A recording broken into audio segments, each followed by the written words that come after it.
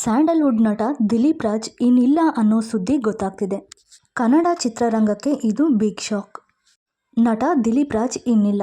ಹೃದಯಾಘಾತದಿಂದ 47 ವರ್ಷದ ದಿಲೀಪ್ ರಾಜ್ ಅವರು ವಿಧಿವಶರಾಗಿದ್ದಾರೆ. ಹಿಟ್ಲರ್ ಕಲ್ಯಾಣ ಖ್ಯಾತಿಯ ದಿಲೀಪ್ ರಾಜ್.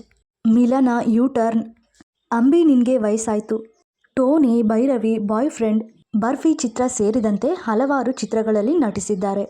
ಹಾಗೆಯೇ ಕಿರುತೆರೆ ಲೋಕದಲ್ಲಿ ಕೂಡ ಮೋಡಿ ಮಾಡಿದಂತಹ ಅದ್ಭುತ ಕಲಾವಿದ. ಪಾರು, ನಾನಿನ್ನ ಬಿಡಲಾರೆ ಸೀರಿಯಲ್ಗಳನ್ನು ನಿರ್ಮಾಣ ಕೂಡ ಮಾಡಿದ್ರು ದಿಲೀಪ್ ರಾಜ್ ಅವರು.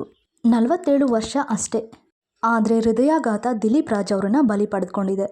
ಮಿಲನ ಚಿತ್ರದಲ್ಲಿ ನಟಿಸಿರುವ ಇವರ ಹೇಮಂತ್ ಪಾತ್ರ ಯಾರಿಗೂ ಕೂಡ ಮರೆಯೋದಕ್ಕೆ ಸಾಧ್ಯನೇ ಇಲ್ಲ.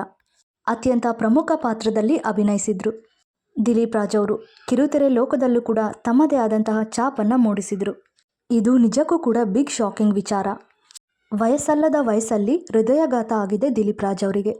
ಚೆನ್ನಾಗಿದ್ರು, ಕಟ್ಟುಮಸ್ತಾಗಿದ್ರು, ಯಾವುದೇ ರೀತಿ ಆರೋಗ್ಯ ಸಮಸ್ಯೆಗಳಿರಲಿಲ್ಲ. ಇನ್ನೊಂದು ಕಡೆ ದಿಲೀಪ್ ರಾಜ್ ಅವರ ಮೃತದೇಹದ ಮುಂದೆ ಕುಟುಂಬಸ್ಥರ ಆಕ್ರಂದನ ಮುಗಿಲು ಮುಟ್ಟಿದೆ. 47 ವರ್ಷ ಬದುಕಿ ಬಾಳ್ಬೇಕಾದಂತಹ ಜೀವ.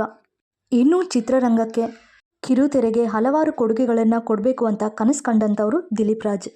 ಇನ್ನೂ ಇವರು ಇದ್ದಿದ್ರೆ ಎಷ್ಟು ಒಳ್ಳೆ ಸೀರಿಯಲ್ಗಳು ಬರ್ತಿತ್ತೋ, ಇನ್ನೆಷ್ಟು ಚಿತ್ರಗಳಲ್ಲಿ ಆ್ಯಕ್ಟ್ ಮಾಡ್ತಿದ್ರೋ ಏನೋ, ಎಷ್ಟು ಕಲಾವಿದರಿಗೆ ಅನ್ನದಾತ ಆಗ್ತಿದ್ರೋ ಗೊತ್ತಿಲ್ಲ. ಬಟ್ ಇಷ್ಟು ಬೇಗ ಅವರು ಕೊನೆ ಉಸಿರು ಎಳಿತಾರೆ ಅಂದರೆ ಅದನ್ನು ಕುಟುಂಬಸ್ಥರಿಗೆ ಅರ್ಗಿಸ್ಕೊಳ್ಳೋಕೆ ಆಗ್ತಿಲ್ಲ.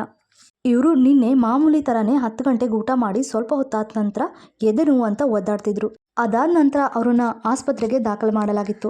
ಆದರೂ ಕೂಡ ಅವರನ್ನು ಸಾವಿನ ದವಡೆಯಿಂದ ಪಾರು ಮಾಡೋಕ್ಕೆ ಆಗಲೇ ಇಲ್ಲ. ಇನ್ನು ಅವರ ಮೃತದೇಹವನ್ನು ಉತ್ತರಹಳ್ಳಿಯ ಸುಬ್ರಹ್ಮಣ್ಯಪುರದ ಅವರ ನಿವಾಸದಲ್ಲಿ ಇಟ್ಟಿದ್ದಾರೆ.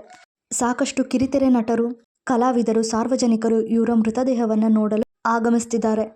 ಅವರ ಅಗಲಿಕೆಯ ನೋವನ್ನು ಮರೆಸೋ ಶಕ್ತಿಯನ್ನು ಆ ದೇವರು ಅವ್ರ ಕುಟುಂಬದವರಿಗೆ ಕೊಡಲಿ.